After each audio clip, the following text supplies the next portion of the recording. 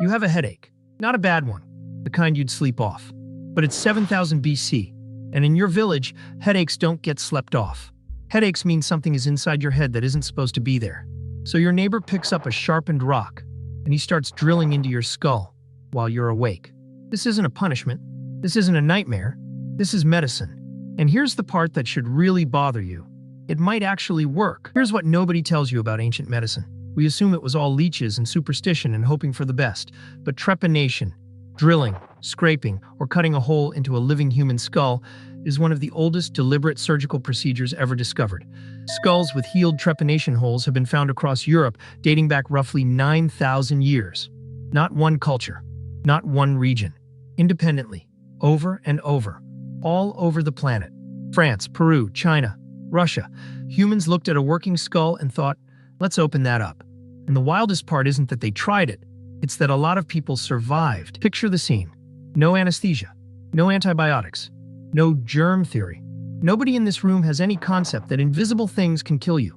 Just a sharp stone, a steady hand, and someone holding your head still. You'd assume almost everyone died. Infection alone should have wiped out most patients within days. But when archaeologists examine ancient trepan skulls, many show smooth, rounded bone edges around the hole, which only happens if the bone kept healing after the surgery. That means the patient didn't die on the table. They lived, sometimes for years, sometimes long enough to go back and get trepanned again. Some skulls show 2, 3, even 5 separate healed holes in the same head. Someone, thousands of years ago, went through this terrifying, brutal procedure, survived, and then came back for round 2. That's either the placebo effect of all time, or it was actually helping with something. Put yourself back in that world for a second. You don't know what a brain does. You don't know what a seizure is, medically. You just know that sometimes a person you love collapses, shakes, and comes back different. Or someone gets hit in the head and starts acting strange. Or the pain behind someone's eyes gets so bad they can't function. What's your explanation?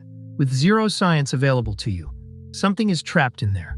Pressure, a spirit, bad blood, something that needs a way out. So the hole isn't random.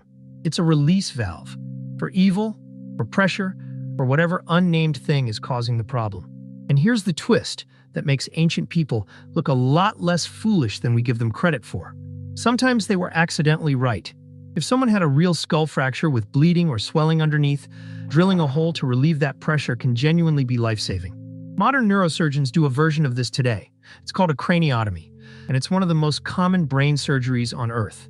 They didn't understand the mechanism, but for head trauma specifically, the instinct, relieve the pressure, wasn't wrong. Now fast forward thousands of years to a completely different part of the world where trepanation got disturbingly good at its job. In ancient Peru, surgeons were performing trepanation so frequently and so skillfully that researchers studying hundreds of skulls found survival rates improving dramatically over time, from roughly 40% surviving in early periods to reports of 80%, even 90% survival by the time of the Inca Empire. Let's sit with that number for a second. A 90% survival rate for skull surgery with stone and obsidian tools. No anesthesia beyond possibly coca leaves or fermented drinks, and no understanding of infection. That's a higher survival rate than some battlefield amputations performed in the 1800s. 3,000 years later, with metal tools. How? Researchers believe Peruvian surgeons developed real technique, cutting the scalp carefully, scraping rather than hammering through bone, avoiding the brain's protective membrane, and possibly using natural antiseptics without knowing why they worked. It wasn't guesswork by the end. It was a refined craft, passed down and improved, generation after generation. Somewhere in ancient Peru, there was a version of a surgeon who was simply the best in the business at cutting a hole in your head and having you walk away from it. Trepanation didn't stay in the realm of instinct and tradition forever. Eventually, someone wrote the instructions down. Hippocrates. Yes, that Hippocrates, the guy whose name is attached to the oath every doctor takes. He wrote detailed instructions on when and how to perform trepanation, specifically for head injuries. He described tools, technique, and warnings. Cool the drill periodically so heat doesn't damage the brain. Don't press too hard. Know exactly how deep is too deep.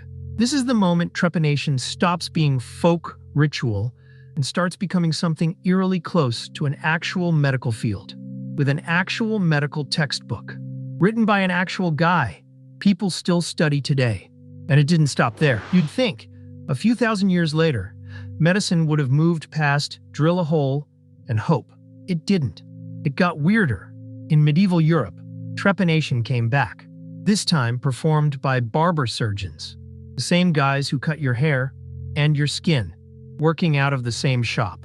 They used it for skull fractures, sure, but also for headaches, seizures, melancholy, even things we'd now recognize as mental illness.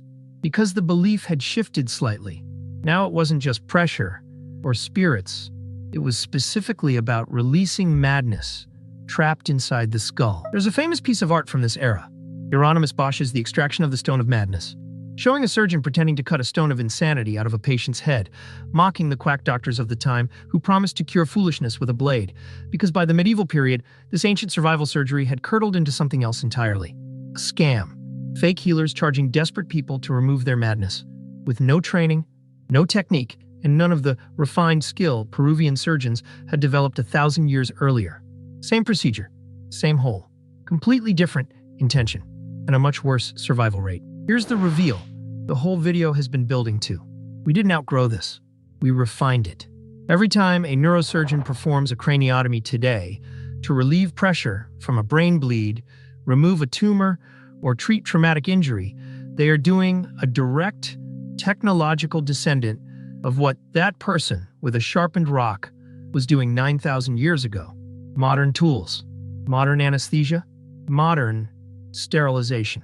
Same fundamental idea. Open the skull to fix what's inside. The headache that started this video?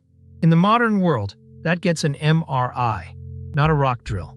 But the instinct that something inside your head sometimes needs to come out or needs room to breathe, that instinct is 9,000 years old. And it was never wrong.